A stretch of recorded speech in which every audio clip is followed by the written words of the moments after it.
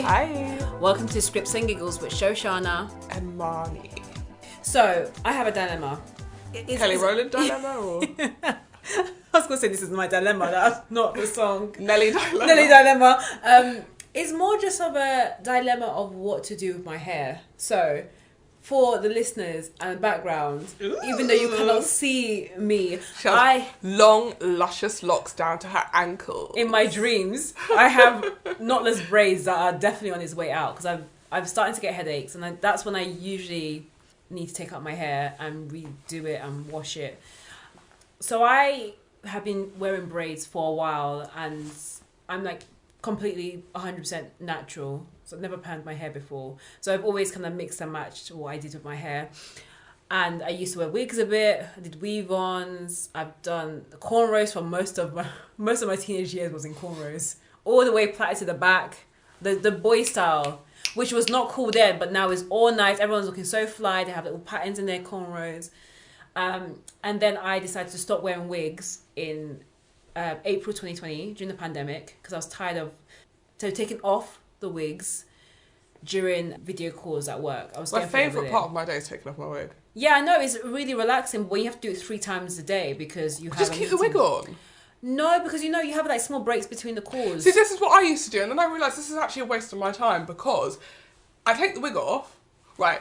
Do you have a wig head? Yeah, I do, yeah. So every single time you would take your wig off, you put it back on the wig head? No, exactly. So I just threw it. That's what I was doing. Yeah. I just throw it in the corner. Then, meeting an hour later, I'll go get the wig, and guess what? The wig's looking crusty now. I've got to comb the wig then. Then all the hair's coming out the wig. The wig, which is supposed to last me 6 to 8 months, is lasting me 2 months because I'm combing it every minute of every day. Wrong. I got myself a little wig head. When I put the wig on the wig head, the next day I put it on, I'm like, this is a fresh new wig, honey. It's true. Who am I? Yeah, I know, but me and wigs, I've never had a nice relationship. It's always been on and off. Literally. She put it on, she took it off. Sometimes the wind took it off my head, which happened once. Well, you can't be going through your life having wind blow your hair off. It's just that you're always like anxious. Like you're in an 80s movie or something. Like you're wearing a toupee. Come on. A gust of wind literally took my wig off as I was coming up the station. And I literally had to... I carried it. I caught it really quickly. Like, it was helicoptering over my head. I caught it really quickly, threw it in my bag, ran across the street into a McDonald's and tried to fit it back on my head. And that's when I realised... To be fair, that is a horror story. It is. But that being said, I didn't clip it. No, you didn't clip it. There was no got to be glue. Didn't use a comb, nothing. No comb, there was nothing. And because I really didn't like wearing wigs like that. I didn't like putting the band across my head or behind my head to flip it back forward. You don't even have the band on. No, I did have a band, but the band wasn't strong. Yeah, it wasn't. And everyone has like wig issues from time to time. There was a podcast that I was listening to called Dear Future Wifey, and there's this viral clip of where the woman's wig came off. Yeah, I've seen that. The thing is, I was listening to the actual podcast on Spotify, audio, yeah. And then when it happened, she was like, "Oh my gosh, I had to go and watch the video on YouTube to find out what happened." You could see the wig sliding the off. was leaving. He literally left. I'm out. He left the chat. I think, and also they clipped the video and they said, "Oh, something about is God going to support her?" And the people were like, "No, the wig. Like God didn't support the wig this time. Just let it go." I feel like you have some comments. No. I do think that like there are people who do wigs, and I want to say wigs with a capital W, where it's like edges laid. The wig is supposed to look like part of your actual real hair. It's glued down for life. I've put foundation in that part so it feels like I've bleached the knots. I respect those women. I so do. I respect those women. But at the end of the day, I know you're wearing a wig. Yeah. It is very rare that someone is wearing a wig and I don't know they're wearing a wig. Yeah. So to me, it's like, am I going to do all this work for someone to say, are you wearing a wig? And me to say, yes, I am in fact wearing a wig. Or am I just going to wear the wig? It's true. I mean, I definitely got to the point when every time I change my hair and people will be like, oh, your hair looks nice. I'm like, yeah, it's a wig. Literally just out my mouth, I couldn't care less. I'd be like, let me just... I would never lie. I'll claim it, yeah. I would never lie. Someone said, is that a wig? I'd say, yeah. 100%. If they said, is that your hair? I'd be like, no, it's a wig. I'm not going to lie. No. Because in the summer, it's hot. Yeah. I don't want to wear a wig. No. So in the summer, I'm just wearing my natural hair. Yeah. People know what my natural hair looks like. Exactly. How did I go from August 29th, shoulder length hair, big bushy fro to September 1st, long wavy bangs. Huh?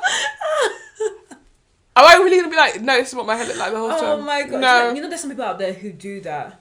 There are some people out there who think that they can legit try and deceive people. It's not what I'm trying to spend my time deceiving people on. My job is hard enough as it is without people being like, are you wearing a wig? No, I'm not. This is my real hair. Yeah. So where's the part? Why can you only do one style? I've never seen you put this hair in a ponytail. Try it. Not once. Yeah. I'm sorry. I have a lot of respect for the girlies about to be doing wig life, but to me, the wig is always looking like a wig. Oh, I agree. It never doesn't look like a wig because it's not your hair. I mean, you can have it laid to the guards, but it's still a wig. It's not your hair. But it's not a problem because wigs are so beautiful and they're a protective style, and that's my dilemma. I love wigs, but I just feel like, don't lie. Yeah, I know. I think people are. I love seeing people in hair that they're like, to be honest with you, so my dream wig now. Yeah. There was a show on Channel 4 called The Big Blowout, and I've watched it. Yeah, I love it. Yeah. In one of the episodes, AJ Dudu has a black mullet wig. Whoa.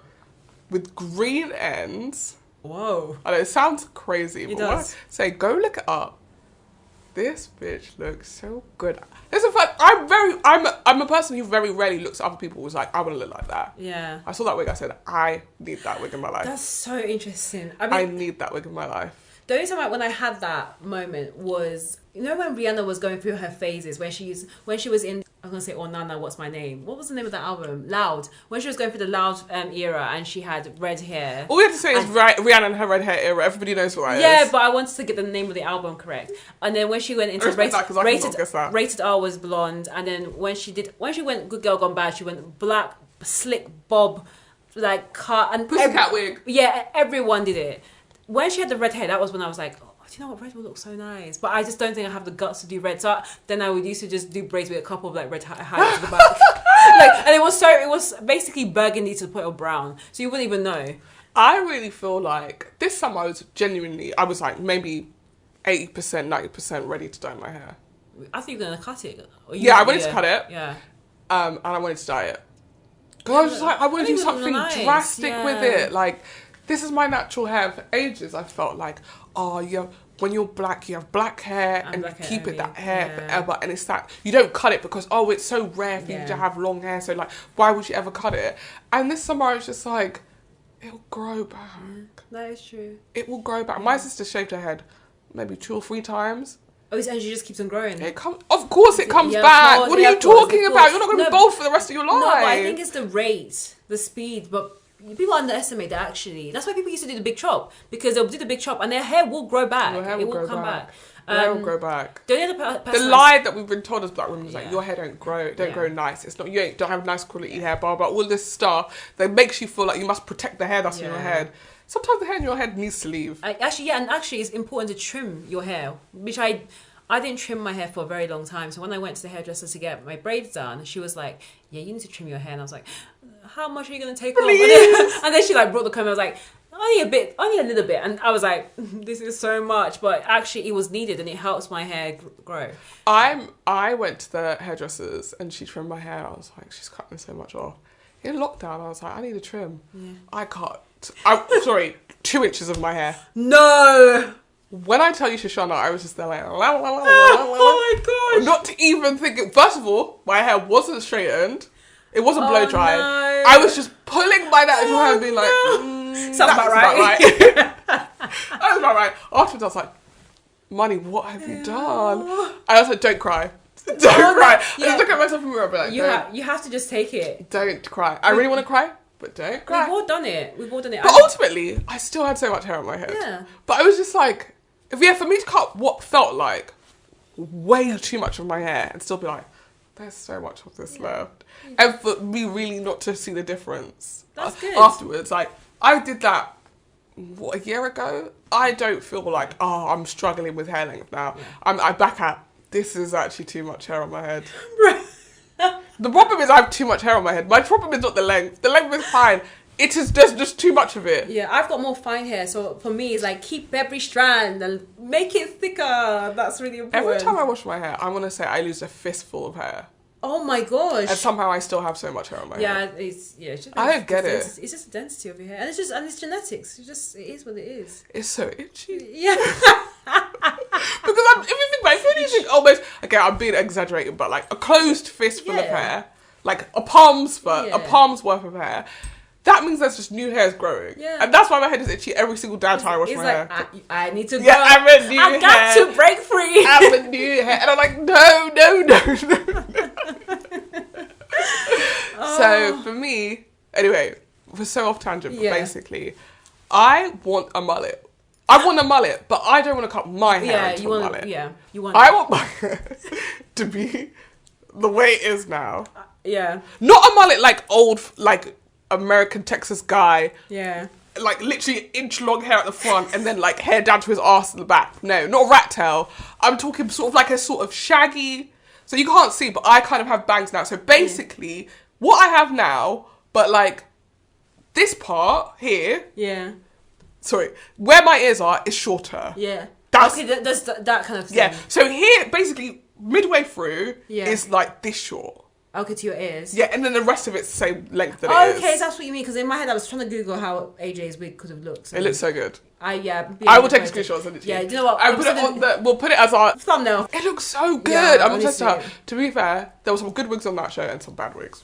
I watched... She had a braiding wig. I stand by the fact, a wig of braids always looks bad. Never looks good. Never looks natural. I don't know what it is. It never looks natural. Yeah, and actually, so going back to the dilemma, so I have been doing non-stop braids or more natural hair or protective styles since lockdown, which is fine. I've got used to it. I've just done like angel braids or crown braids, and then did knotless braids and things like that, just to keep my fingers out of my hair, and also just to find easy ways to manage my hair, especially if I'm working or etc.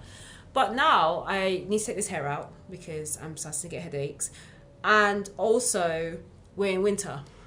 And so when I do like a crown braid, my scalp is exposed. Like my hair is not like it covers my head, but you feel the breeze.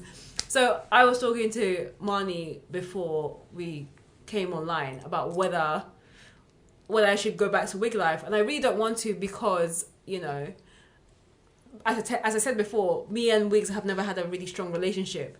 But that is my dilemma. Do I go back to wig life, or do I just suffer with the colds this winter? I would say for me, because there was a period of time, like I said, over the summer I didn't wear wigs, and I think just before the summer I wasn't wearing wigs as well. I was kind of like, oh, I don't know if this is what I want to do, because I feel like I'm not really taking care of my natural hair. As a result, I'm just like washing it and putting in braids, washing it and putting in cornrows every single time, and just putting the wig on. But then I was also like flicking through pictures of me from the last year, and I said, I'm not being funny. This little wig with the bang really feels like me. It suits you very well, I have to say. It feels like me. Yeah. And I'm willing to let this be my identity for the next, I don't know, year. Oh, that's soon. Yeah, no, because I'm telling you, if I find the perfect mullet wig, I'm switching. I'm gonna be mullet girly.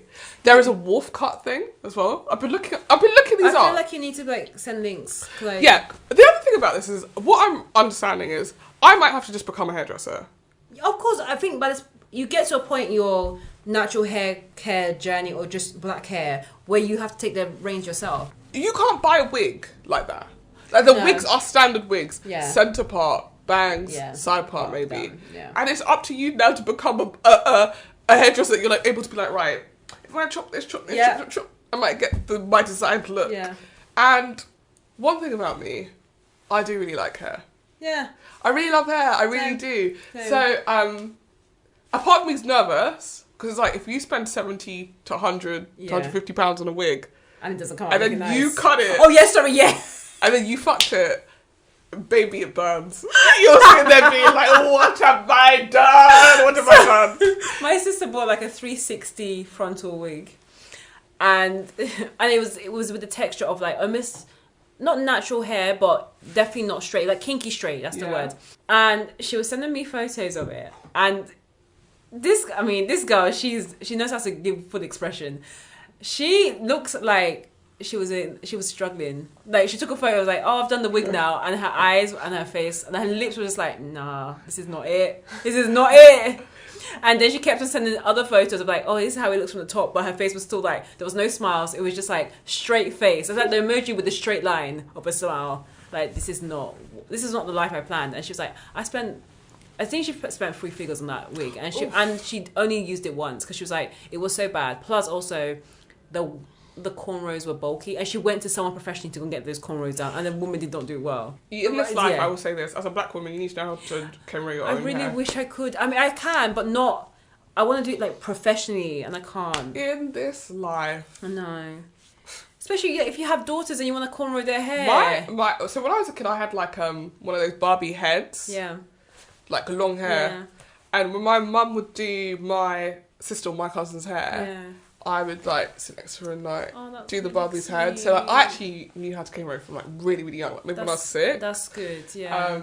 Like I've always really liked hair. There's something about it that I find very therapeutic and like calming and stuff. I feel like it, like you said, is like a part of your identity. Yeah. Like, and when I do my hair, well, as I mentioned before this dilemma, I usually used to have like my plan for what my next hairstyle and the hairstyle after that would look, and time it in the month or in the year of how I want to change my look, and when I'll have those periods of like fully natural hair, or when I'm going to braids, or at those times when I will do weave on or something like that. So it's like it is part of your identity, and you want to like mix it up and change it up, or you see a woman walking down the street and you're like, her hair is nice, I'm going to see what hairstyle she did, those type of things. I feel like when it comes to hair, I'm more drawn to like hair with like an almost like punk aesthetic than I am to hair that's like neat. Yeah.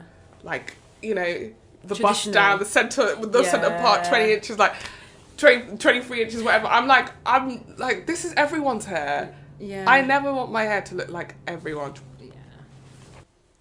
Yeah.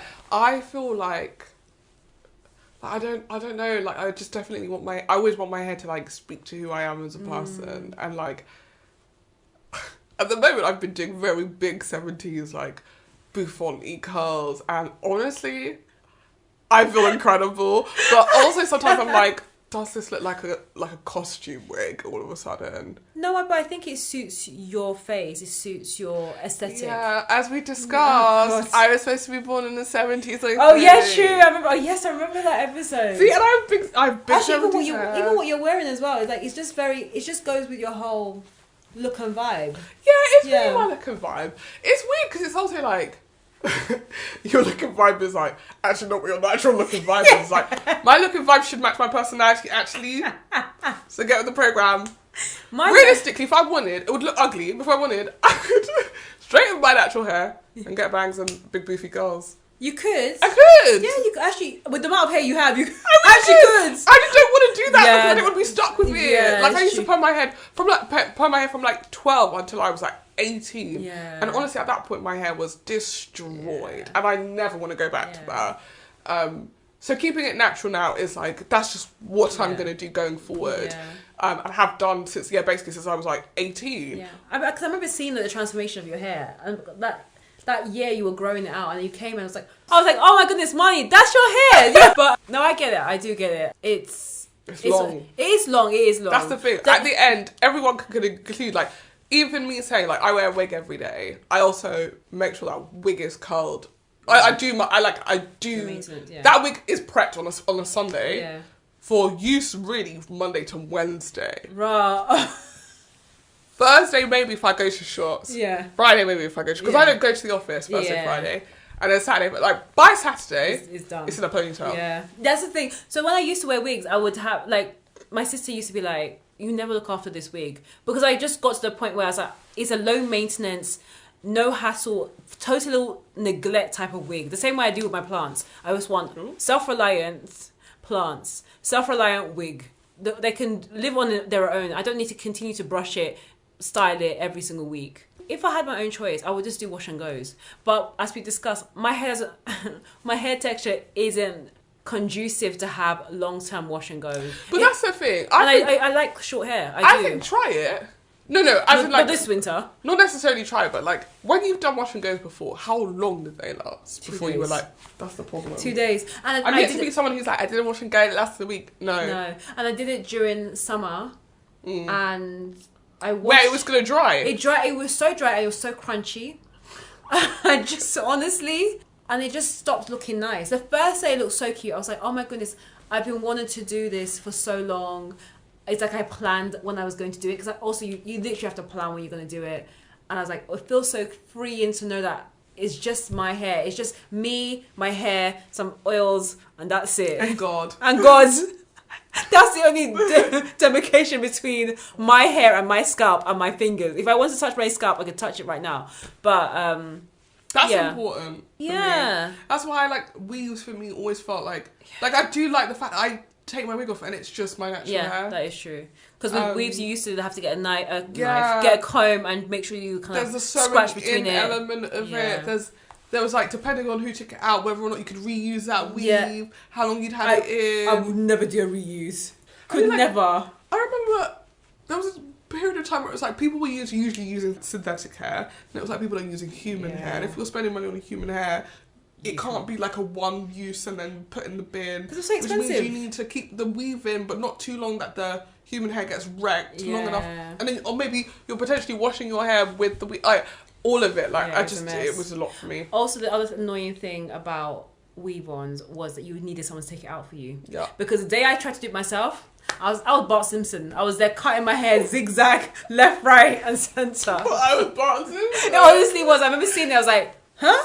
One side of my head was one length. As a kid, I was taking my nan's weave out, or I was weave out. My dad would be like, here's the blade. When you see the thread, cut it. My nan's a seamstress, so as a kid, I always knew like what thread. I was like, I know the difference between thread and hair. Yeah, right. That's good. Yeah. So I just be there with the blade. That's quick on the quickness. 1 hour. This is out. Yeah. The tough part now. Take that one central cornrow out. I'm tired. Finding the root of that cornrow to pull it out, and then for you to undo it. But that's just hair chronicles. We should have another episode just talking about hair, and I can give an update where I get to with the dilemma. If our dating stuff is called Date and Scribbles. Date and Giggles, isn't it? Date and Scribbles. Date and Scribbles. Yeah. Then hair chronicles should be called Follicles and Wiggles.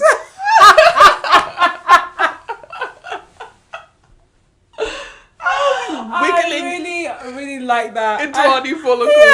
Follicles and Wiggles. We've got a whole franchise here. We absolutely do. I mean, we definitely need to do the Date and Scribbles one we need to do. Yeah. Patreons. If you're listening. We do need content for that. So, we have. I think we've got enough content for like a good 5 juicy episodes. Maybe we can talk about this offline because I don't know what these 5 episodes would be. Oh, I've got some juicy stories. Oh, it's just stories. Also, start telling other people's stories. Yeah, that's true. And then we can get dilemmas. That's definitely. Oh my god! Absolutely send us your dating dilemmas because we will give you the worst advice. No, I think we will give you some really level-headed advice. Yeah, delete. Delete the app. Delete the man. Delete it all. Join a nunnery. Why does nobody care about God anymore? I just feel like we need to stop thinking about men. We need to just dedicate our lives to Christ. The apocalypse is coming. Don't listen to her. I'll be like, focus on you. Because when you are your happiest, that's when man comes along and ruin your life. When you are thriving, they say, that one, I'm about to ruin her life. And in life, women, you need to be ruining men's lives. That's me, Shoshanna's advice. Shoshanna's advice would be like, pray on it. My advice is, find his house. Find his workplace. Put in as many negative Yelp reviews as you can. Ruin his life. Women should be ruining people's lives. I'm tired of this. Honestly, just take it to God in prayer. Take it to God in prayer. Honestly, when it comes to dating and scribbles, Shoshanna is the angel on your shoulder and I am the devil. That is what you're going to learn really quickly. I'm going to be like, do it. Whatever bad thing you're thinking, you should do it. And you know it's going to be a serious thing if we both agree. If we both agree. You know it's a serious dilemma if we both agree on the same thing. If you're talking about, should I get a tattoo? No. No. I was on TikTok the other day of this girl who was like, it was so confusing, but basically she's not with this guy anymore and she's got his face tattooed on her face as a like this is proof that we're meant to be together, like this will show you that I still love you. I said the kids, they need help. Then he cries. Just... It's in the pits. It's like absolute free pits. time. Go So church. much. When I was a kid, I was in church every free time. moment of my day. Go church, bro. Wow. It's just... Go church, bro. Wow. Until we can think of another activity for you guys, you're gonna have to go to church. Yeah, develop religion. Yeah, because at the moment the government has been cutting all the spends, the social there is no social clubs. All that is gone. There's no community clubs. There's no like summer university. Youth club. None of that. So yeah. Better join a church. Yeah, pray. Go on a little missionary trip to Uganda. That's what you need to be doing. We sitting here talking about boys. No. Find Christ. There is something about me. When I get on this podcast, I become the most religious version of myself. And it surprises me so much. I really do feel like sometimes God is the answer, guys. He really Stop is. the madness. He really is. I mean, go to church. Well, you know what? Amen. I feel like we're gonna go into a worship moment, but we'll play the song. Yeah. Amen. Blessings. No, one thing about me, I am a lapsed Christian, but you play me a Christmas carol, I'm right there in the front of church. I'm emptying my purse and offering. One of the things about I church, love Christmas time. You see the biggest attendance at Christmas, Easter. Mm-hmm. That's it. No, Christmas, Harvest Easter, time. harvest, For me. weddings, funerals, christenings. Oh, done. I love christening. I love christening. I go to a lot of baby dedications, which is cute. The babies never cooperate, and they're not even babies by this point. Baby dedication. I just got christened. Literally, it was more like I think you're about like I had like a cultural thing when I was a baby, where like the naming ceremony where they present the baby and the baby's called blah blah, and everyone's like, yeah. That's kind of what happens with baby dedication. Party. Oh, that's really cute. Yeah. Oh. The man who did my baby ceremony is dead. Oh. I was thinking you were gonna be like he's a celebrity. I felt there's a story, but I don't know. Is it? Because it was like the same dude. Like he was all like families, like. Oh no! Oh. No, he wasn't in my family, but he was like, oh, that's the dude. Yeah, right? the That's main the guy. Dude. He's yeah. all like almost like he's the elder. Like he's my nan's husband's friend. Yeah. So he like knew my mum and my uncle, all of them when they were kids. So it was like a big thing for them, right? It was like, oh, you're as if your aunt or uncle is like picked up your kid and said, "Welcome to the family." Blah blah blah. It's not funny. We went to Ghana. I remember, like the first time we went to Ghana, my nan was like, "Oh, that's his house. Yeah, really nice house." We went there. I was like, "Oh, where is he?" She's like, "He died like 5 years ago. What do you mean? What? Where is he?" I was like. Oh my god! And this is the man we would see at like Christmas time. That's so... Or like once he would see it, he'd be like, "Did you know that I was the first person to hold you?" I was like, "That's not true. That's actually not true. That's not true. You were maybe the first person to hold Marnie. Yeah, exactly. Officially named Marnie, but you weren't the first person to hold me. It was the first one that did like the Lion King. Yeah, literally, it was literally. It's literally raised that. You up. It's literally that. Gosh. So I can't wait till I have a kid and. Well, I guess get some random dude to dedicate your child. Yeah, because it wouldn't be my uncle. He's not very flashy. He's not like an MC type of dude. No. You have to get like one of my uncle's friends who's like, "Oh, I love being the centre of attention." But like, everybody gather around. People have that as jobs. That's just their daytime job. 100%. To be an MC. That's a tough job. I would be an MC for your wedding. You wouldn't want that. You're assuming that I've asked you to be an MC You at my wouldn't wedding. want it, but I would be so good at it. What if there's no MC at my wedding? It's gonna be me. There is no. If there's no MC, I'm electing myself MC. You pick up the mic. You pick up the mic, and then I cut up the volume. I'll be like, sorry. I see some people are not sitting down. There is a plan tonight, so you need to sit down. And then the food will be brought, and then we can do speeches. So the quicker you sit down, the quicker we can get to the food. I'm finished. Do you want to eat or not? Is what I'm asking. That's the reason why I'll cut off the mic. Shoshanna, this is your day.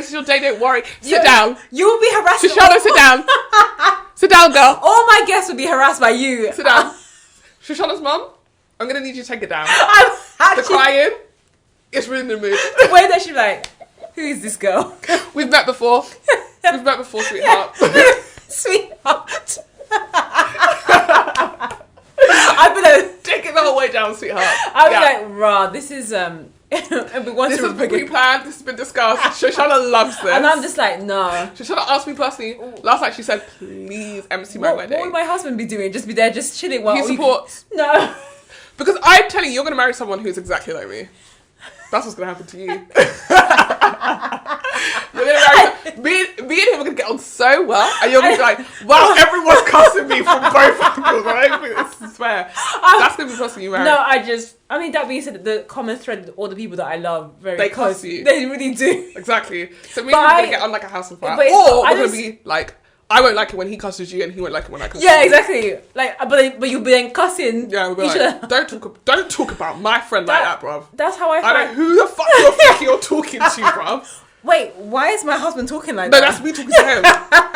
The South London would jump out. Who the fuck do you think you're talking to, bruv? Oh my gosh. That's my girl.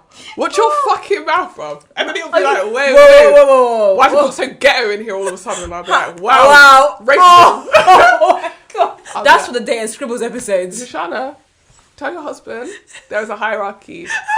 I came first. Yeah, literally. And then I get to choose who's rude to you. If I say he can't be rude to you, he can't be rude to you. That's you want to take that to the comfort of your own home. In front of me, treat this girl with respect. But then you cuss me. Yup. It doesn't make sense. Yes, it does. Because this is endearing. Yeah. This is character building. Yeah. You're bullying her. I won't stand for that. I won't have her bullied. To be fair, you're the only person I trust that would never put yourself in a situation where a man made you feel less than. No.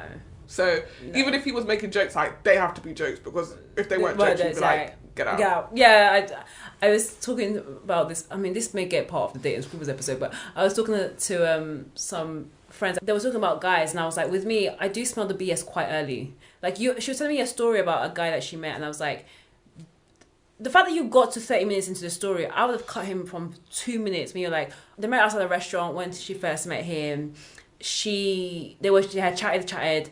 Her battery of her phone died. Mm. She asked if he offered, like, you can come around mine to charge your phone. Red flag. That's red flag. That's red flag alone. Okay, Jeffrey Dahmer house. What are you talking about? You come around my house. This is how you get murdered. That's not even funny. But like that, to me, I was like, before you even talked about, like, oh, we've been friends for a year. But that's when they were friends for a year. I was but no, sorry. When she was talking to me about him, right, but this was the first time I met. I was like, no, this would have been cut from the minute. So you saying that you would have waited the year before you went to his house? I don't know what my relationship would have been with him, but if on the first night he said come to my house, I'd be like, no. No, obviously you're not going to go. Yeah, but that being said, I don't. This is for another day, for another episode. You don't go to man's house. But I don't go No, I don't go around man's house unless I'm going with a group. What if you dated this dude for a year, you're not going to his house? With other people. Are you being serious? What is the chance of me going by myself? Come to my house. Is he a friend? Yeah. You've been friends for a year is what I'm saying. I'm not, but I assume that I'm as part of a group. No, listen. Yeah. We're mates, yeah. right? Yeah. We met as a group, but you and we've been doing little chats offline. Yeah, just friends. Yeah. Yeah. I'm saying we're just friends. Yeah. We've been doing this for a year. Yeah. Usually we meet up, we have dinner out. I say one day. By ourselves? Or by ourselves. I say I'm not saying they say bang on a year and now you have to but they're like, oh, do you know what? I am trying to save money. Yeah. I'm a very good cook. Yeah. Will you come? Are you happy to come round? I can cook us dinner and we can watch a film. I'll be like, I know money's tight. Let's go Nando's. LOL. LOL. That's so funny to me. I'm going to the house. No, I'm not. 1 whole year. I don't know. 1 whole year. I just don't, because to me it's like we're gonna go eat and watch a movie. What's your intentions? The intention, you know what the intention is, because this is what we do every time we meet up. Usually we meet, we have dinner outside, and we go to the cinema. This time we can buy the film at home. So why don't we eat food in the house and watch the film in the house? I just don't know if I feel 100% comfortable just being alone. It's been 1 whole year. 1 whole year is not enough. 1 whole year, you've met every month that whole year. What? Then we're dating. To me, I'll be like, why no, are you going to you're not dating. Define the relationship. Define the relationship. You're not dating. No, it doesn't make sense to me then. It really doesn't. Go on. You're not dating, but you have a crush on him. Yeah, I definitely won't go to his house. When you have a crush on him, you're not going to his house. No. But he doesn't have a crush on you. Don't know if he has a crush on you yet. No, let's have that conversation in public. You have a crush on him. I'm not saying he has a crush on you. But why is he off? No, I just feel like listen to what I'm saying. I understand. I have a crush on him, and he invites me to his house. But why am I going to his house? So you're saying that in the event that you have a crush on him, you've decided I'm not going to the house because if I go there, I can't control myself. No, I can't control myself. You know, I can control myself. God. To me, it's inappropriate. Why is it inappropriate? Honestly, I learned that I don't want to spend time alone with a guy. Hella classy. I don't care if he's hella classy. He's real classy. I'll be like, you know he would never do nothing. If he's hella He classy, would do nothing. I don't know, but I just don't understand why I need to go to your house. But why do we have to spend money going to the mall when I've got cinema in my house? What if he's hella rich? Then why do I need to go to your house if you're hella rich? Take me to the Shard. I'm taking you fucking shard. I've got a fucking screening room in my I home. don't care. I'm not your wife. I'm not your girlfriend. I'm just your friend. If you want to invite me to your house, you know what? I'll be like, you know what? I've got a friend, Marnie. I've got other friends. Okay, that's fine. When I get there, I'm like, do you want to fuck my friend? Yes or no? Is that what you want? No, but you wouldn't do that. I will. No, you wouldn't. You wouldn't. Now I know that you like the guy, but you don't want to say nothing. And you're not gonna let him. No. I'll just warn it. I'll be like, you know, my friends. That they've had a. So what's the deal? You want to fuck my friend or no? No. Oh no! Then I won't invite you. I'll invite other friends. Don't tell her to say this. No, to First question out your mouth. Does he want to fuck her? Yes or no? No, I just think for me personally, I just don't feel like houses. I'm not scared of houses. How many times have I invited you to my house? I'm not scared of houses. I'm just, to me, I think when it comes to men, people of the opposite sex. when it comes to men, I just don't want to spend alone time with someone who is not for me like that. Anyway, this has been our free snippet of Date and Scribbles. As you can see, we're more at odds on Date and Scribbles than we are in real life. I don't know how much of this will end up being on the podcast. I don't know how much either. Let's just see how much editing Shoshanna feels. I mean, we do a little snippet. Because we want people to sign up to Patreon if you haven't launched. Yeah, but so that we can do Date and Scribbles. And I'm also keen to understand people's thoughts as well about like spending time alone with someone of the opposite sex or a partner, a friend that you may or may not be interested in. I feel like, have I ever been to a guy's house? Like, I think uni is different because, but I think just as an adult, I don't think I have. I think going to a guy's house, just me. No, I don't think I've been to a guy's house, just me. But equally, I don't think actually my mind would be like, oh, this is like in any way. I don't think that would be my first thought. If I didn't like you, I wouldn't be worried. Yeah, that's the thing. Yeah, I believe that. If I didn't like you, and I didn't mind, and I was like, yeah, I will go. I just feel like in the back of my mind, even if I don't like you, I don't know what your intentions are. Because I could walk into your house and your house is covered in candles and you've made it a whole romantic setting. That's when you go, thank you, but no thank you, innit? You don't go in the house after that. But I would prefer to have that conversation before even entering the house. Why am I going to tell you, by the way, I've put bare candles in the house? No, I'm just saying I prefer to have the conversation about if you were interested, if we had met alone in public and it just by chance we were spending time together alone, i.e. like we usually meet up as a group but this particular time. Would you go cinema with a guy? Yeah, I have. Beat in the dark with some dude? Yeah, but I don't like him like that. I'm not like, no, I don't. How is that okay, but I'm going to the house is not okay where the lights are on? We're in public, we're in the cinema, but like, if you get in the cinema, that screen is empty. It's just a TV. I'll be like, oh, this is we're weird. Very close to each other, getting crazy. No, but I'll put popcorn between the seats. That's what you're saying. To me, I think girls can relate. When you don't like... Apparently I'm not a girl. No. Sorry, I think everyone can relate because I was listening to something on TikTok because TikTok is now my new source of information. And one of the... there was a TikTok that I heard and there was this woman saying that there's this thing called a box theory where guys will automatically put you in a box. Yeah. So you could be a guy that he automatically wants to date, he wants to have sex with, or he never wants to speak to you again. And you are put in that box straight away, automatically, cannot turn back. And there's a lot of women who are deceived and they think, oh, I can change him. Mate, his mind's been already made up. And I think for me personally, that's how I feel about the friend zone. If you walk into that friend zone, you can't come back. It's a one-way street. So I love that. I really love that for you. Me personally, I'm gonna get out of that friend zone. But you've had friends that you've liked, so... No. What I'm saying is I'm gonna convince you to fall in love with me. I don't have even time. If I don't have any intention of dating you. Wow. I'm gonna become the most alluring girl. Literally. For me, I'm gonna get you to a place where you feel so comfortable with me that you start to think, oh, what's the deal? What's going on? Yeah, but you're actually my dream girl. But unfortunately, bye. Also, No, but also, why not? But also, you're my dream girl. And now you're confused when you see me. Now suddenly you're being all weird and polite. You're stuttering your words. Everyone in my workplace has a crush on me. Anyway. Let's just get to pop culture news. Let's go to pop culture news. Play the stinger! Dun, dun, dun, dun, dun, dun, dun, dun, dun, dun, dun. Okay. I don't know where I was going with that. This time I didn't do it. I know, but you... Usually it's me, but you do it. I know. So, there's quite a lot of it that has been going on with the Kanye saga that we did say we were going to stop. Like, actually, we didn't say we were. We actually didn't say that. We didn't say we were going to stop talking about it. We said that other people should stop talking about it. Yeah. And this time we're not talking about Kanye specifically. Yeah. We are talking about Azealia Banks clapping back. Oh, yeah. To Kanye clapping back to George Floyd's mum's lawsuit. Yeah. I'm going to start with a brief introduction to Azealia Banks because anyone doesn't know who she is. Azealia Banks is a musician famous for the song 212. Or 805 as I said. Or 805 as Shoshanna thought it was called. Licorice. She has several mixtapes and EPs out, but no full album.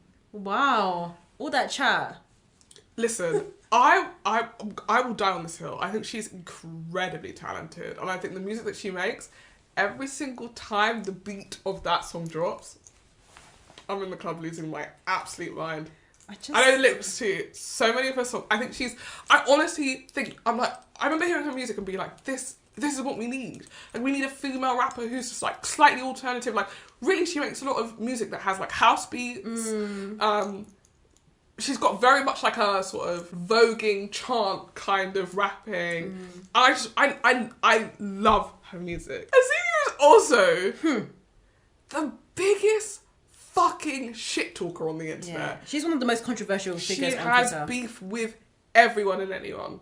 Like, you could be minding your own business. She's found your Twitter and she's cussing you for some reason. And you're like, how did she even find me? What did I do? She has done some things that are genuinely problematic. Yeah. Like, there is a video from her on a flight, like a domestic flight in the US, where she calls the flight attendant who's basically trying to escort her off the plane the F word. Oh my gosh. Repeatedly. And there are many, many times where she's used that word. And her argument is like, because I'm part of the ballroom scene, I don't see it as like a... Basically, I don't think I've said anything untoward.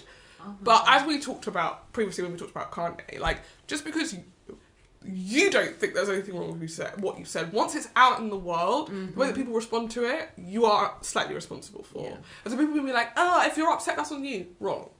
If you use a slur that hurts my feelings, and you're a person I respect, that will really, really affect me. Yeah. And so for a period, for a while, she's been cancelled. But she's one of those people that, like, the cancellation's not working. No, she just keeps on bouncing right back. There was also a video that surfaced of her where she does, like, Santeria or Brujeria, one of those, like, sort of, like, Haiti-type witchcraft voodoo things. Oh, my gosh. Okay, yeah.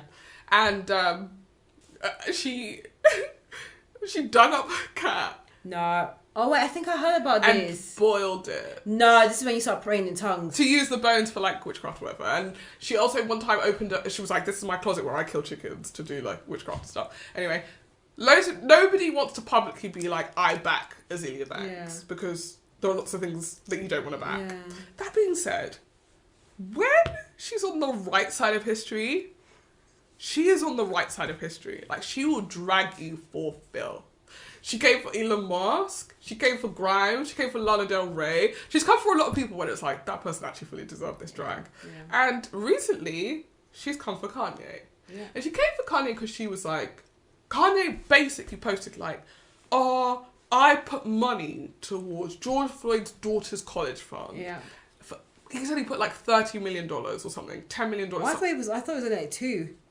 No, I think it was like a significant double digit. Oh, really? Okay. And so he was saying, it's really out of order that you guys are trying to sue me when I did that. Why don't you go sue people that deserve being sued? Yeah, and he was like, oh, what does BLM do? Yes, exactly. Yeah. And then Azealia Banks was like, first of all, the money that you put into this college fund ended up going towards his defence. Yeah. George Floyd's defence in his court case. Yeah. So there's probably barely any of that left. Yeah. She said, I can't wait till I see you digging in bins for Sprite bottles in Times Square. Because that's where you ought to be, because you're a bum. She dragged Kanye up and down. And to be honest, when I read it, I said, it's needed. I read the comments and the first comment was like, she ain't wrong. I saw a great meme which was like one of those like metronomes, and it's swinging from side to side, and one side is Azealia Banks being absolutely on the money, Azealia Banks saying something completely left field that you don't support, and for once it's on the side for Azealia Banks being completely on the money. And she's the most interesting character because that is her presence on the internet. Sometimes she says something like bang on the money, perfect observation, and then she'll boil her cat, and you're like, how is she making money? Because is she still making music? Yeah. Oh wow. But like, she'll release a track. Yeah. Here and there. She's the most, honestly, I remember talking to my sister about this because I was just like, it's so rare that you see someone you're like, this person has so much talent and they should be so much more famous. Yeah. And they fucked it for themselves. Yeah.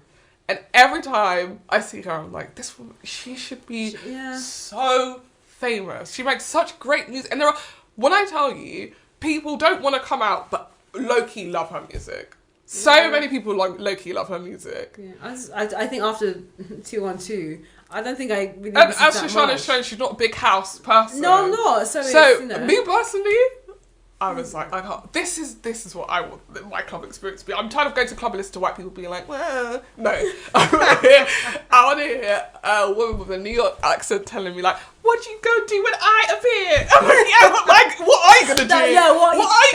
That was a great song. I'm not gonna lie, it was a great song. I want to get turned. I want to be in the club, jumping, screaming, sweating, way too drunk, knowing that I'm listening to another black woman telling me to get hype. And that's such a rarity in that specific field of music. And that's why like I really do hold out for this time where she's like, guys, I'm putting my actual reckless album ways aside. Yeah. I'm focused on the music. I'm sure that may happen one day, but she seems to be surviving just right with her controversial ways, so. Yeah, I also low-key think it's a marketing tool, probably. But it's... she's still here. Yeah. It's just surprised. I'm very, very surprised that she's the one that spoke out. Yeah. But of course she did, because she's got nothing to lose. That's what I kind of respect about her position in this thing, is that when she weighs in on a situation, she's not thinking, well, is this going to fuck with my bag? Am I going to make money after this? People don't fuck with her anyway. So what's she got to lose? That is true. I didn't see if Kanye responded. I don't know if he did. I would say I wouldn't. No, I think... Because you don't want to get into it with her. No, I mean, that would be... I was going to say entertaining. That would be interesting to watch. Because she would really speak circles and run circles past him. Absolutely. Eat him alive. Because I've tried to listen to some of his interviews and it's struggling. It's hard. So that's our pop culture news for this episode. Yeah. Shall we get into the review of the week? Yeah, let's get into it.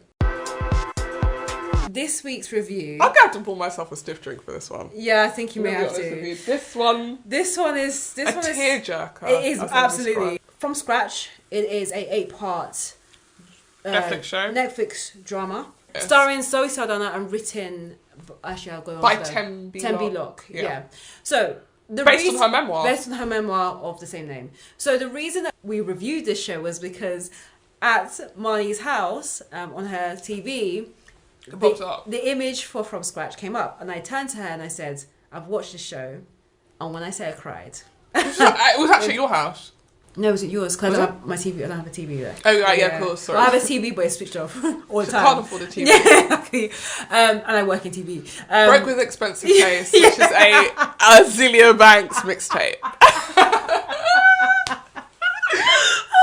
I love you, Azealia, if you ever listen to this. Come on the podcast. Oh my gosh, can you imagine?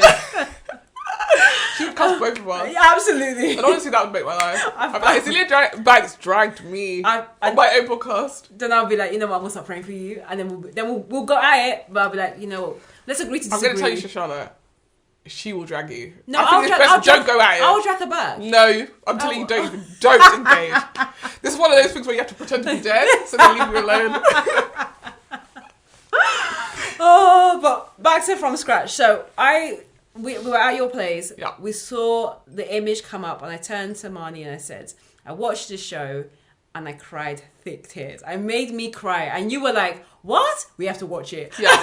We have to review it. Yeah. As if my despair. Because you guys don't know this about her, but she doesn't seem like a person. She doesn't strike me as a person who cries at television often. And I think in the length of time that we've been talking about TV, you've never been like, this show made me cry. So I was like, well, this has got to be something. Yeah, I mean, I think as I'm growing older, I am a bit more emotional. I do try to connect with my emotions more when I watch stuff. Why are you laughing? I'm laughing just because I agree with you. The older I get, but I cry at the weirdest things. Yeah, same. So like... So we'll get into it, but a point that I cried in From Scratch was where they jumped over the broom at the wedding. What? So I made it through the whole wedding, didn't cry. And then they put the broom down and they did their little tiny jump. And I was like... Oh my god. I just like, tradition is so important. Oh yeah, it's sweet. Like, I don't know, there's something about that I was like... It was sweet. This is cute. Because I feel like most weddings have the same things. You walk down the aisle... and then you say your vows, and I was like, this stuff's not really working on me. The jumping of the broom, I don't think there's many shows I can point to where it's like, oh, when they jump the broom. There's actually a film called Jumping the Broom. I know, but like, in terms of stuff that I've watched, that moment doesn't happen a lot in weddings. So it was, I don't know what it was, I was like, when will I jump the broom? I mean, there were definitely...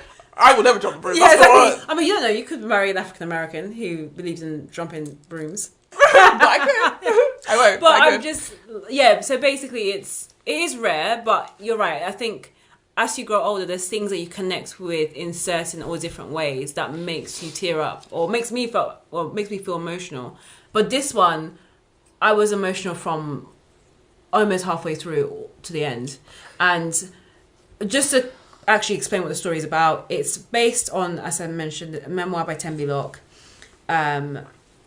about her relationship with a Sicilian man called Lino in the show, but I think in real life called Saro. And it follows their love story as they met in Sicily, all the way to the point where Lino and Amy moved to America because Amy is from America. And Texas, to be exact. And over the course of their relationship, unfortunately, Lino contracts cancer. Yeah, he develops a very rare form of cancer that's like specifically in his knee at first, and then it turns out that type of cancer just can really easily move around your body. And it's basically like a matter of time. He has treatment for a period of time. It comes back, and when it comes back, it's sort of attacking his liver. At that point, spoiler alert. They can't treat it anymore. And he passes away. And it's essentially about their relationship and the aftermath of him passing away. Yeah, and the love that kind of follows through their own love story, but also the love that surrounds both of them, especially through Amy's family, which consists of her sister, her mother, and her stepmother and her father. Dad, But then also we learn more about Lino's part of the family, who he was originally estranged from his mother and father, who was both based in a village in Sicily, as well as his sister. So that's kind of a summary. I have a controversial thought from the beginning. Go on. I actually think this show, where it shined for me, was in the relationship between Lino and his father. Yeah. I actually thought, like, at the midpoint, I was like, this is the love story in this show a little bit. Because the love story between Lino and Amy is your bog standard love story. Like, in that first episode they meet, she's dating someone else. He's immediately interested in her. She's like, like being a bit, coquettish, like not easy to get. She's dating someone else. They have a sort of,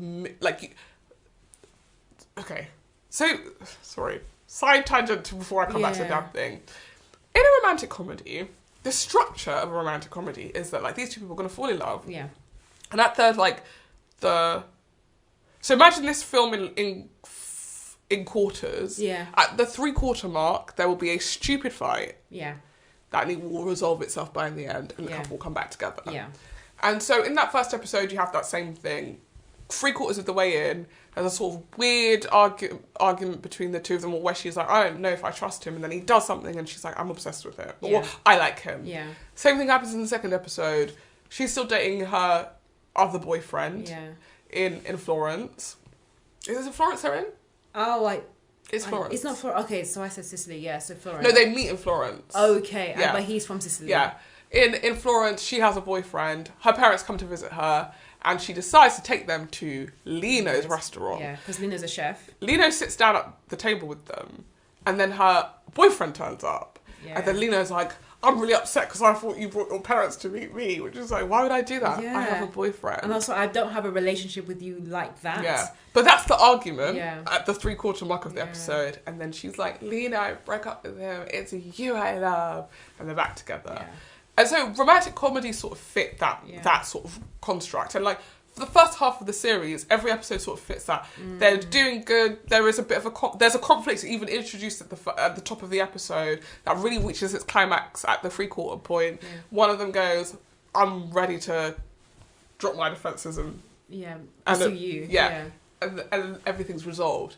With Lino's relationship with his parents, so basically Lino's relationship with his dad is that leaving Sicily is a big thing.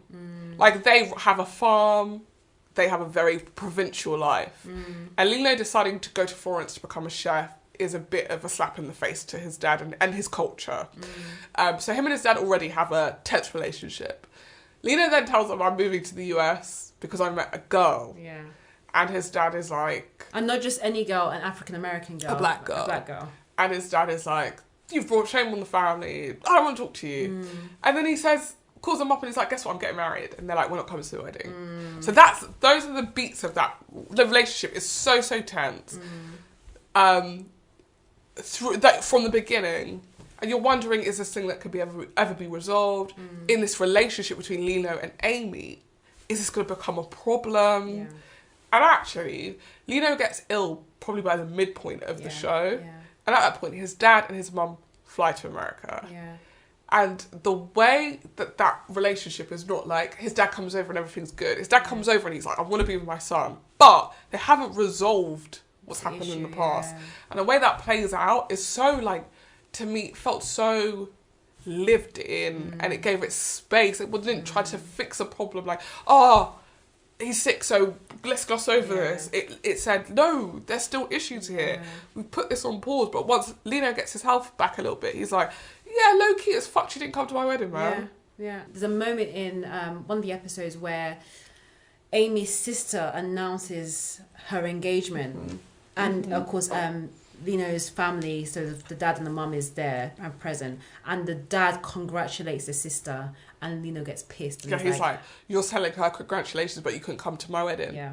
You stopped my mum coming to the wedding. Because the other thing is that, like, equally, his dad and his mum have a very, very traditional marriage. Like, his dad calls the shots. And so when his dad says, we've disowned him, that's it. Yeah. His mum can't come to the wedding, his sister can't come to the wedding. Yeah.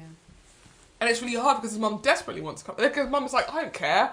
Our son's getting married. Yeah. It's our only son. I want to go to the wedding, and they don't go. Later on, when he gets ill, you think back to that stuff, and it's like, it must be really painful at that moment to realise, like, I might lose my son, and pride got in the way of me spending more time with him. And I think that's at the moment when, I mean, I was crying from... When did you start crying? When I started thick crying was a scene when the dad goes to see Lino after he had come out of surgery, and Lino says something like, "Oh, my throat is dry. Or I need some water." Coffee. And he needs coffee, and that was like, and the father was trying to find coffee. He meets this nurse, and he's trying to explain, "Oh, I need coffee," and of course, the father. He's based in Italy. He doesn't speak a word of English, and I was crying. Yeah, Shoshanna is glassy-eyed right now. I'm glassy-eyed now. I'm so emotional thinking about it. It was so sad, but also like so. It was one of those things. It was a really beautiful. Like it was like. I think it's so rare we get to see shows that are about men and their like fathers and father and son. That's not like. That just treats that thing for whatever naughty, weighty, painful, difficult thing that it is. And that's what I really liked about it, I think. and that's what to me was like felt so new about the show because like two people falling in love, I was like, yeah, whatever, who cares? Oh, he's from Italy and she's from America. She speaks by like episode 3 or 4. She speaks fluent Italian. I was like, right? She in real life she does. Zoe Saldana? No, Zoe Saldana, but Zoe Saldana speaks fluent Spanish, by the way. Yeah, because she's married to a Spaniard, yeah. And I can give it. Because I was like, I wondered if that's why she got cast because she speaks. But I was like, no, she speaks Spanish. She doesn't speak Italian. But can it be? Yeah. So there's a couple. How long is it? Honestly, for the people out there like going to Italian lessons. But honestly, that part of it, I really enjoyed the bilingual nature of the show as well. Like that they weren't like, everyone's going to speak English. Like, what? He's Sicilian. Jimmy sits at home, speaks English with his mum. No, his mum never speaks English once. No. His dad never speaks English once. I mean, he tried. This speaks English once. And she's like, I hope your family feel comfortable here in episode 10. That's it. Do you know what I mean? Like, they're not, because the truth of the matter is, you met me in Italy, I'm Italian. Yeah, and that's my culture. And that's something that, especially at the finale, that was a clear point. Really enjoyed that finale episode. It was actually. nice. I thought it was really beautiful. Yeah, it was really shot. Really. So going back. Yeah. Amy and Lino probably get together episode 2. Yeah. Move to America. Lino comes to America and can't. He basically had his own restaurant in Italy. When he comes to America, he ends up working at a chain restaurant as like a waiter. Yeah. Whenever he's trying to sort of polish up the meals, people are like, "Get the food out now!" Yeah. And he's like, This is not Italian food. Yeah, it's not Italian food. It feels really soulless. It's not what he wants to do. Yeah. But he's sort of like, I'm new to the country. Maybe this is what it is until I can figure myself out. Yeah. There's a really interesting moment. I felt the show was trying to touch on this, but maybe didn't really land 100%. Where they were trying to touch on the fact that like Sicilians and like mainland Italians have beef. Yeah. Yeah. Yeah. And it's very deep-seated, it's cultural, it's almost ethnicity-based. Yeah.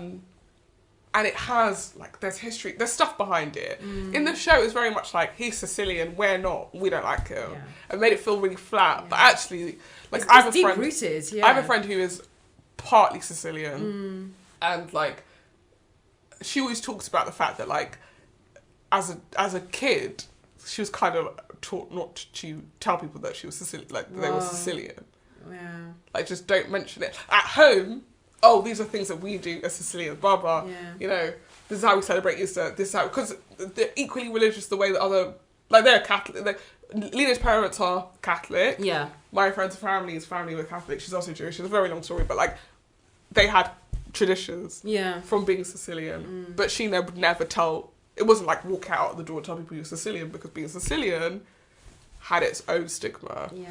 And I feel like the show kind of touched on this, but equally because it's not from Lino's perspective, it couldn't really get into it. Yeah. And also there was so many other storylines to tap into by that point. I don't know about you, but I also think it's really hard to understand what another country's prejudices and issues are when it's not the country that you're from. If you're, it's not lived in. And like, I could talk about the ways in which the UK is racist. Yeah. And then try and talk about the way that America's racist, but it would just be a received version of that. Like, it'd be what I've seen in the film. I'll never know what it's like because I've never lived there. Yeah. You know? And I think in a similar way, her experience of Italy is her experience as a black woman. It's not her experience as a Sicilian man. No. She doesn't know. No. But they touch on it, and I think that, like, that was interesting to me because it's something I'd heard about vaguely, but I didn't. There's a great scene in, like, episode 3 or 4 when he's in the US and he goes to interview for a job at a Italian restaurant, like a proper, like, Michelin star Italian restaurant. Yeah. And the chef asks him, "Oh, you're Sicilian?" And he says, "Yeah." And he's like, "There is absolutely no way you'd ever work in this restaurant." Yeah. And it's like, it's a really horrible interview that his wife has got him because she's like, "Oh, you've been having a really hard time at this chain store. I know someone who knows someone. Maybe this will be an opportunity for you." And then he has to come back and be like, "I didn't get the job. Yeah. How do I explain this to you in a way that doesn't make it seem like I wasn't qualified for the job, but also doesn't make you nervous about the fact that because I'm Sicilian, I'm always going to have a hard time?" Yeah. Because it got to the point, and it kind of is implied where when Lino and Amy are in Italy, Lino's the one that's relatively successful. He's got his own restaurant. He's a successful chef.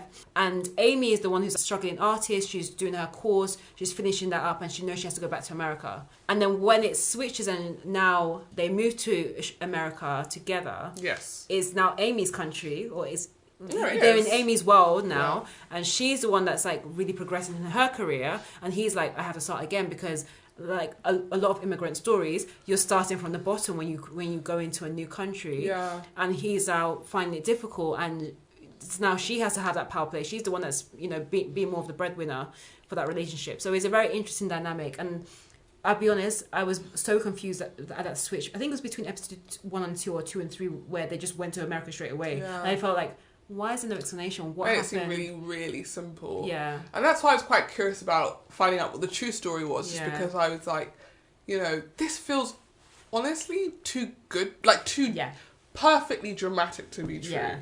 And then seeing that like it's based on a member by Tembi Locke, and then Tembi Locke is also writing episodes, I was like, this is really interesting, because like, what's it like to... I've definitely been in a room where like, we've gone, this is the real story, but drama's sake, we need to shift this a little bit, shift that a little bit. I wonder what it's like to be in the room with the person whose story it is. Yeah. Be like, we need to shift this, we need to shift that. There's a show that I'm working on at the moment that is based on someone's life, but we have all acknowledged that we're fictionalizing that story.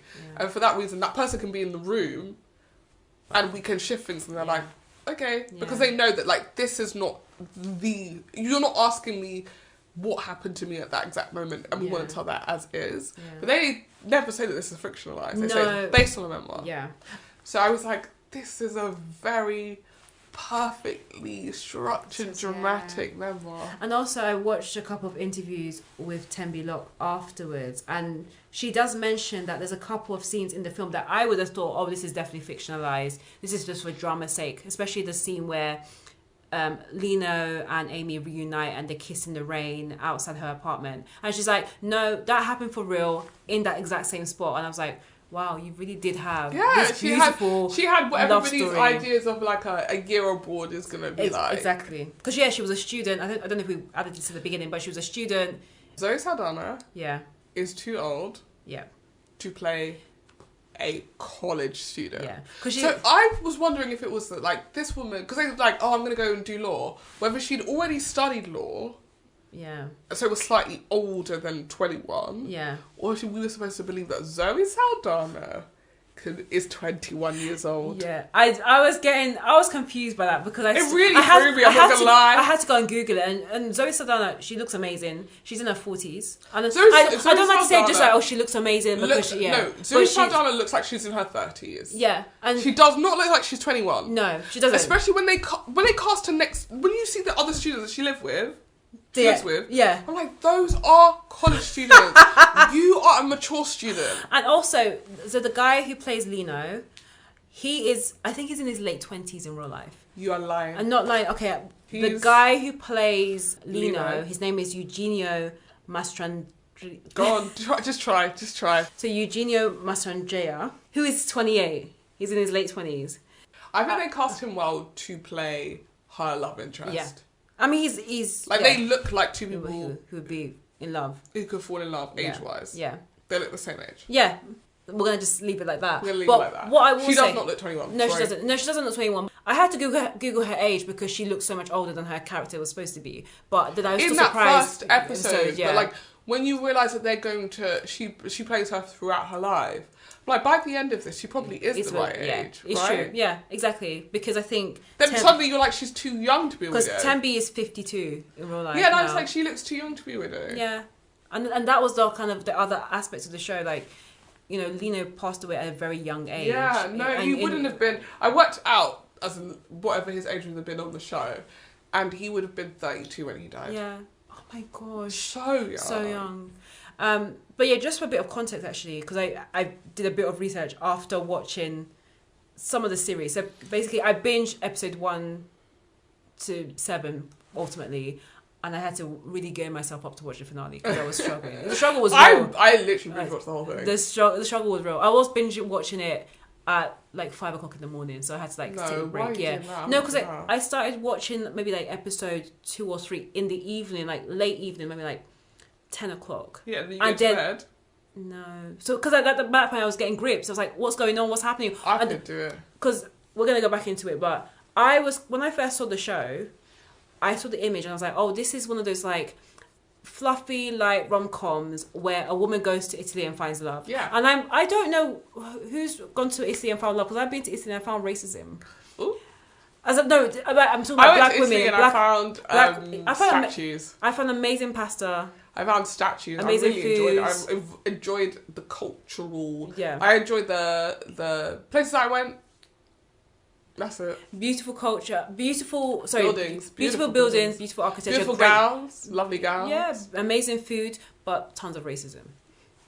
But I love that Netflix always try. Racism, but I went there maybe 2 or 3 years before you went. Yeah, maybe. It would have been a different time. But I do think... I also went with someone who was technically white. That's it. And I went with my sister, another black woman. So we there was a lot of staring. This is literally a massive tangent, but like Croatia was me and my friend who is Chinese, and that was probably the most staring I've ever had. Yeah. And then also when I went to Edinburgh. Really? Yeah, it was me and a friend who is white passing, but she is not white. Yeah. I just felt like everyone was like, what's the deal? Oh, gosh. Do you know what I mean? Like, yeah. I feel like sometimes white people are like, again, this is a side note, but white people will be like, black people together, not a problem. Yeah. Black and white? What's going on? What's the deal? Yeah. So. Talking of white and black, in this story... interracial. So I thought it was going to be like a sweet, like fluffy, like rom-com story, interracial relationship where this black woman goes to Italy and finds love and amazing pasta, that kind of thing. And they've done a similar film that I had watched on Netflix not too long ago, so I just thought it was in a similar vein. Then I watched episode 1 and I was like, I'm so confused. Why is it 8 episodes? Yeah. Because I was like, is this... They've done it. They're going to be together. Yeah, I get it. Like, they love each other. It's really sweet. And then as you watch all the episodes, you're like, oh, wait, this is not the main... I mean, the love aspect is the key thread throughout every single episode, but this is not the main storyline. So anyway, after I went through that kind of research... I then also spoiled it for myself about halfway through because it's very bad to say. The episodes? No, I didn't look at the synopsis. It's because I looked at the end of each episode, they were like, written by Tembi Locke. Yeah. And I was like, I hate to say it in the industry that we work in, but Tembi Locke is not a traditional writer's name. I hate to say it. I was like, that sounds like a black woman. So then I Googled her on Wikipedia and then I found out about the story. So I spoiled it for myself, but I still watched it until 5 o'clock in the morning. I got spoiled because I clicked on... I just wanted to know how many episodes were left. Yeah. And episode 5, the screenshot, like the image, like the shot, thumbnail, the thumbnail. There we go. Thumbnail for the episode was Lino in a hospital bed. Oh my god! And I was like, wow, well that's that, isn't it? Episode 4 is Amy, her mum, and her sister hugging each other and crying. So what do you think the show's going to be about? If you watch episode all the way up to episode 3, she's still with him. So either you're thinking he leaves her, or something bad happens to him. Yeah.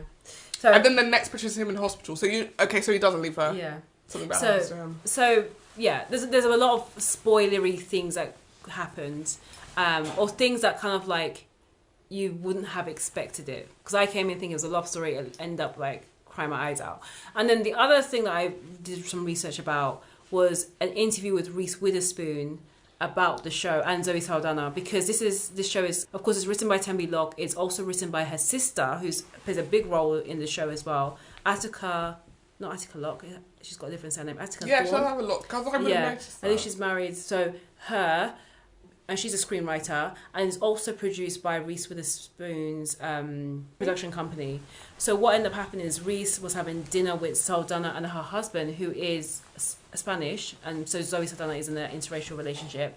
After they had dinner, Reese reached out to Zoe and said, there's this book I want you to read, called From Scratch, and she's like, I want you to play the lead role. Yeah. So I think... Oh, that's perfect. Yeah, and I think perfect casting. I think she's the right casting for the show, and she's of course a big name, but also I think there's some things that she can relate to in terms of her relationship status. So yeah, I think it was a really good casting, and that's some context behind Zoe, even though she's a little bit older. I think student. For me, I think if a show is spanning someone's life, and you don't want to cast a younger and an older, it would make sense to cast someone who is older. Oh, sorry, her husband is Italian. So her husband is an Italian artist called Marco Perego. So Zoe, yeah, she's married to an Italian. So yeah, there's this connection to the story as well. And she most likely speaks Italian herself. So yeah, it just sounds like the right fit. Well, even though we've told you that it's quite about quite a depressing storyline, it was surprisingly enjoyable. I genuinely enjoyed it. I will say this, my big criticism at the end was that it should have been a movie. Yeah, I agree. Because I feel like it's difficult, isn't it? Because I feel like they dragged out Lino's death. Yeah. When you and this is me thinking about with my story hat on. When you introduce somebody having cancer, that person needs to die of that cancer. Like that's the way that cancer appears in a story. Like people don't have cancer and then just move on with their lives. Because then everyone will be like, why did you give them cancer then? If they're going to survive it, why did you bring it up? Whenever you give someone cancer on a TV show, they either get it, survive, and then die later, or they die immediately. I think we should be really encouraging the narrative that you can survive and live healthy lives. 100% you can survive, but I'm telling you, when it comes up in a story, it's to everything. Here's a little secret. Industry secret, but when you introduce something in a story, it has to move the plot forward. Yeah. So if you introduce a sickness, there has to be a consequence to that. You can't just introduce a sickness and be like, it actually ended up not affecting people at all. So you could play the story where it's like, he gets cancer, he doesn't die, but it affects their relationship and they break up. Which is why I thought the story could have potentially gone, especially after he survived the first run of treatment. Something has to happen. You can't just introduce, and that's why stories are different from life. I feel like a lot of people get confused about like, oh, TV's great because it's just a representation of real life. It's not. Yeah. It's much neater, and it's very much like X plus Y equals Z. Yeah. That's the way story works. Yeah. Real life is X plus Y plus Z equals A, U and D. How does this happen? Like life doesn't follow the structure that a story follows. Yeah. And so when we find out he has cancer and he survives, I was like, that's my right instinct, because this is 8 episodes or whatever. Yeah. We can't kill him now. Yeah. But it does mean it has to come back. Yeah. I mean, I think it. And in real life, people do get cancer, survive the first time, get it again, and it has spread so far in your body that there was almost too much to treat. And if someone were to give you chemo, it might treat the cancer in your liver, but it wouldn't treat the cancer in your lungs. And so it does kind of be like, hey man, we just have to let this thing play out. And it could be, honestly, it's awful. And I don't know. I think the thing about cancer is like, so many people experience it, that actually it's quite a universal storyline. Yeah. Like everybody's had some sort of interaction with cancer, if not personally, a family friend, family member, a friend.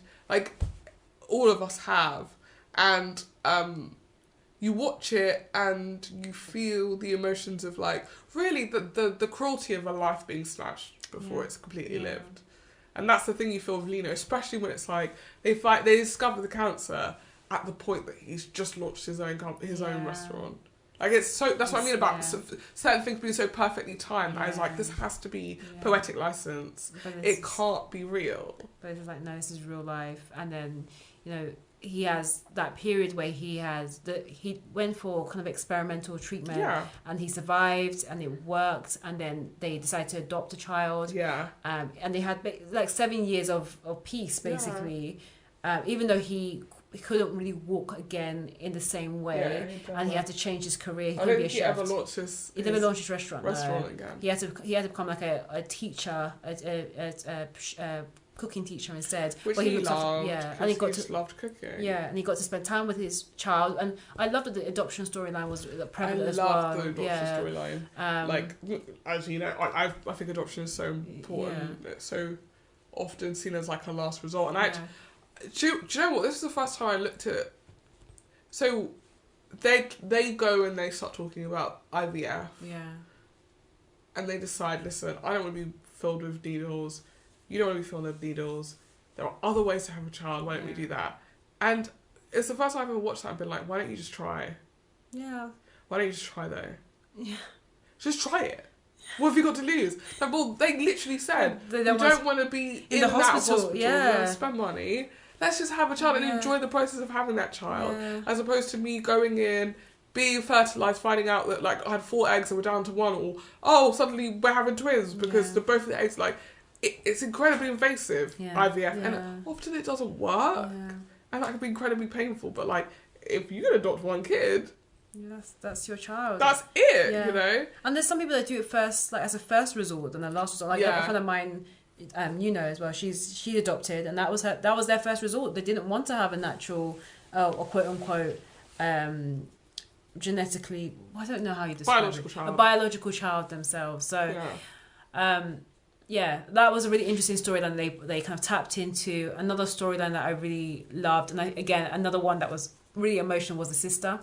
And the fact that, like, her sister... Really liked Zora. She was, Whoever played her as well, I thought she did a great job. Brilliant job of playing her. I think the role of, like, the sacrificial elder sister, again, I think we talked about it a couple of episodes ago about, like... Shoshanna and Marnie are both...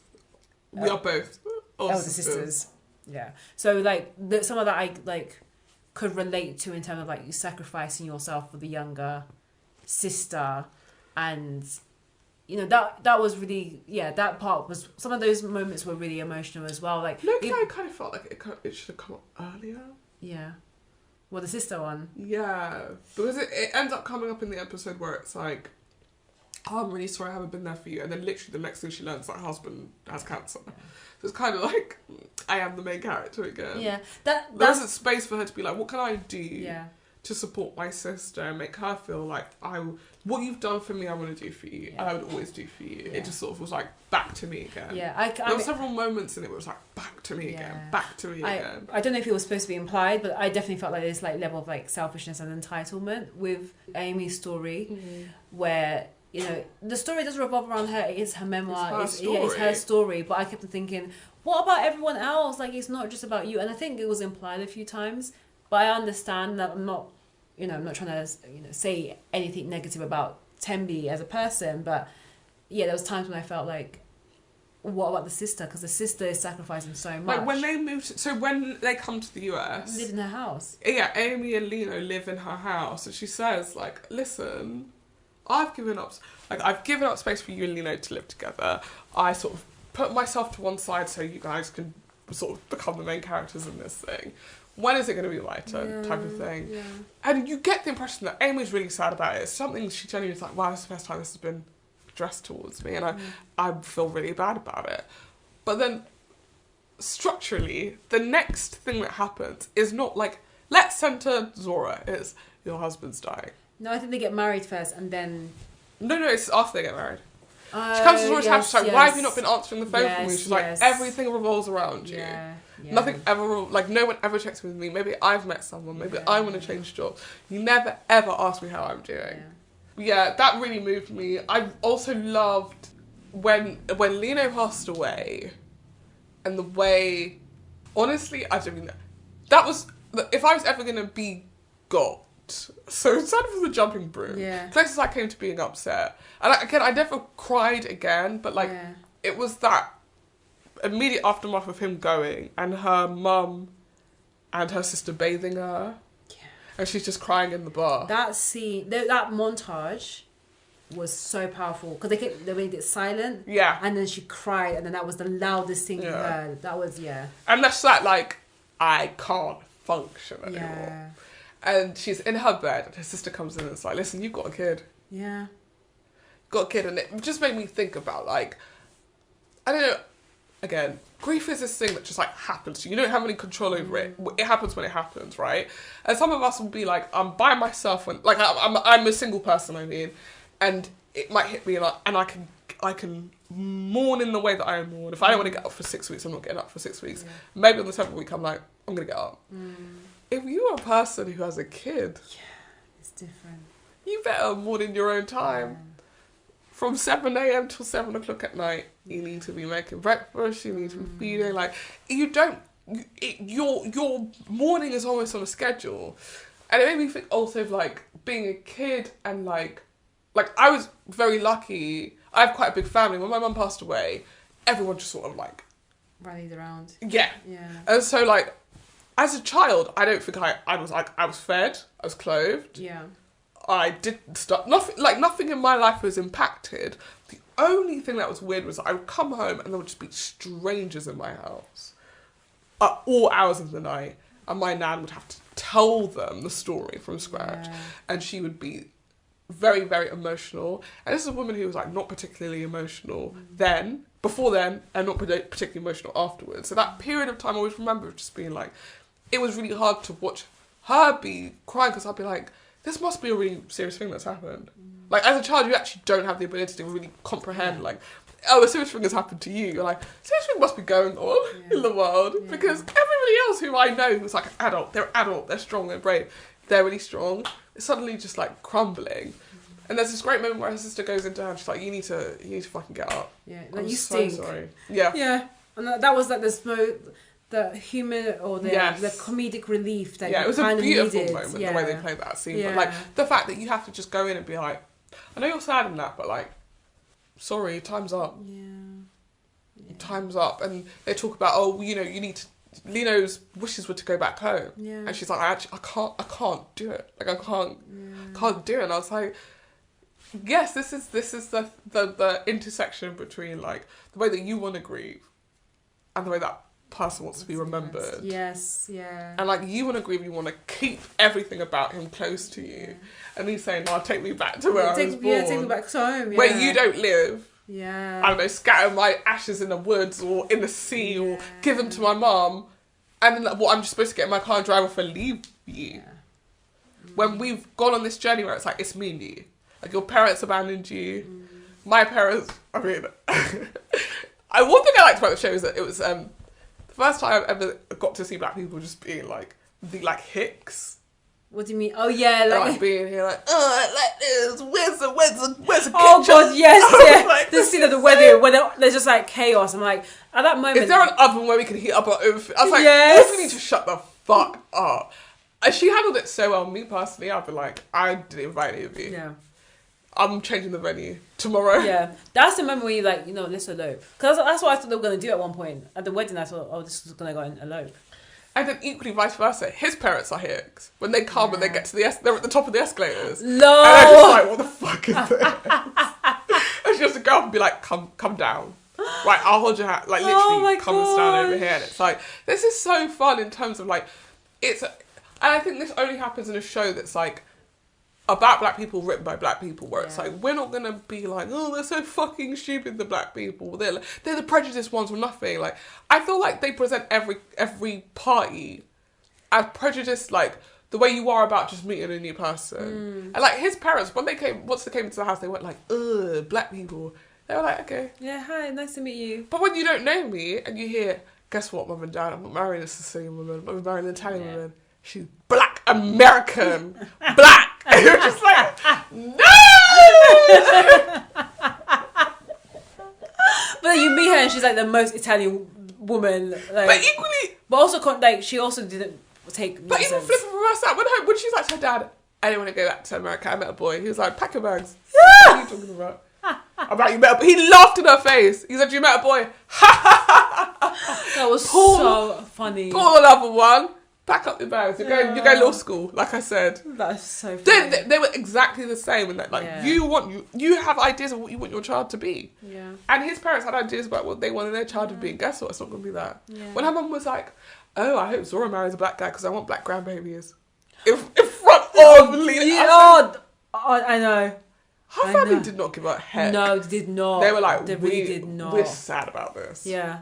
Like, we like him. Don't get us wrong, we like him. But we really I think that's how that, I mean, it's all episodes for Dates and Scribbles, but that's how people feel about interracial relationships. I don't have children yet, but I absolutely understand. Like, you give birth to a child and you start to make plans for what you think their life's going to be. And it can be hard sometimes to divorce what your plans for them were from what their reality is. Exactly. So, yeah. That all said... Oh, do you have anything else to say? No, I mean, again, the storyline around Azealia, which was Leno and Amy's adopted daughter was also incredibly sweet, and Loved then it. that really then kicked off episode 8 Waterworks, because Episode 8 I think is genuinely one of the best denouements to something I've watched in a long time. Basically, Lilo's dead. Daniel's put off for a really long time taking his ashes back to his hometown. Decides to take him the ashes back, and his mum's like, "Oh, you got to stay for the festival. It's his favourite festival. You got to stay for his festival." So it's Amy, her like 8-year-old daughter Azealia, and his Sicilian mum and his Sicilian sister sometimes. Yeah. And at first, it's a bit of a culture shock in that like. She's still in the midst of her grief. She's like, I don't really want to talk to any people. I don't want to really engage. I'm here to like hand over these things, do this festival, go home, and maybe I won't even stay till the festival. Yeah. But they've raised their daughter to speak like fluent Italian, and there was a little bit of like her Italian side of her family still exists technically. Lino doesn't exist, but her grandma is Italian, her aunt is Italian, her cousins are Italian. You have to give her a time to get to know them. Yeah, because I remember her saying, like, oh, if her dad has passed away, does that mean that she's not Italian? Yeah. And that was like, that started to break me. I was like, no, of course, like, he's still alive in you, and your identity will always be Italian because of your upbringing, because of your father, because of your mum. Your mum is like adopted Italian because she can speak the language, and in real life, Tembi Locke is like a gourmet Italian chef. Like she's a chef as well. No, she can cook well. She's a great like cook as well. So I really loved. I actually loved a lot of the identity stuff in the show. Like what they did with Azealia. Yeah. You know, she's adopted. Her genetic makeup is not the same as the couple. So it's not like her parents are Asian. One of her parents is Asian. One of her parents is black. Yeah. Obviously, Amy's black. Lino is Italian. So, you know, Azealia grows up speaking Italian. She learns her dad teaches her Italian. She speaks Italian. And her mum is black. Yeah. And obviously there is a journey that she'll have to go on personally where it's like, oh, you know, not only am I black and Italian, I'm also Asian. What does that mean?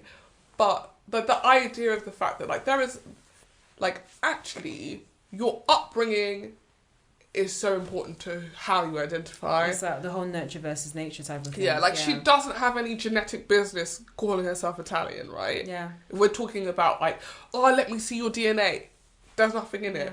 But this is a woman now who will present as black and Asian, who will have this rich Italian culture. Yeah. Who she will then, as her grandmother says, I taught your dad how to cook, he's taught you how to cook, and one day you will teach your daughter and your grandchildren how to cook. And that is passing on of culture. Yeah. And that is part of their culture. Yeah. But who's going to come up to her and tell her dad wasn't Italian? He was. Yeah.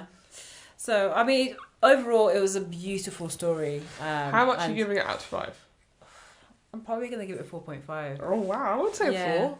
It's probably one of my favourite things I've watched this year so far. It was, honestly, really, for how hard some parts of it was, it was genuinely just such an enjoyable, like I just really think that final episode is such a great piece of TV, like the way they played with tone, and like there's a moment where she has like a sort of dream sequence where she imagines he's downstairs. I just get through that because I was like, I don't, like this is gonna really take me over the edge. And then there's a moment where basically she's, his mum leaves her house and their land to her, and she's like, this ain't my home, I don't want it.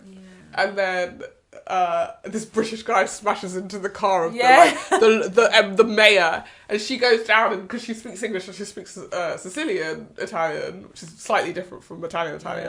She sort of negotiates and basically explains to the English guy, like, you should probably just leave, like that's the mayor, like he knows people, this won't end well for exactly you. And everyone's so grateful, and then she sort of becomes this, like, they basically adopt her into their culture, and like, that was a point where I was wondering, like, is this entirely true? No, because you hear so much about how like people are like, no, this is our culture, but like if they did bring her in, it makes sense why she's like, right, I am gonna keep this house. Yeah, and also I do want to raise my daughter. Italian. I want her to come back here. I want her to feel a sense of place here, and so let's do it. I think, I mean, I don't know if she still does it now, and I assume that she does, but like every summer or every year she went to Italy with Azealia, but also in real life the daughter. Whatever her name is. Yeah, so I think to me is definitely one of the strongest things I watched this year. For something to make you emote and just the way that the plot line and the plot was handled.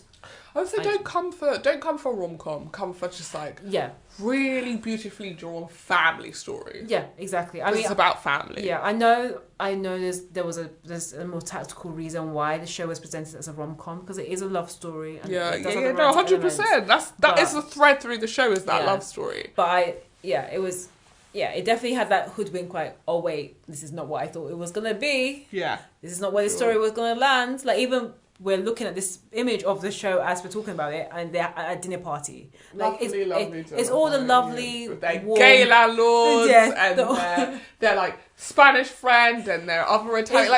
It's very warm. It's about building community. Yeah, exactly, and the importance of the community, even in the good times and the hard times. So yeah, that was from scratch. A tough one, but a good one. Yeah, it was a good one. Next week, we're going to watch the end part of the final episodes of Love is Blind.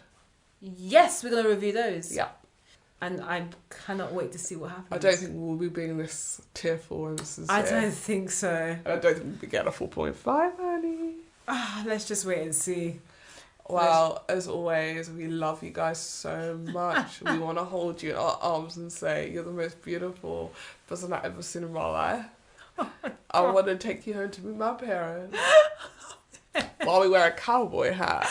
Now, this has been Scripts and Giggles with Shoshanna and your girl Marnie. Bye! Bye!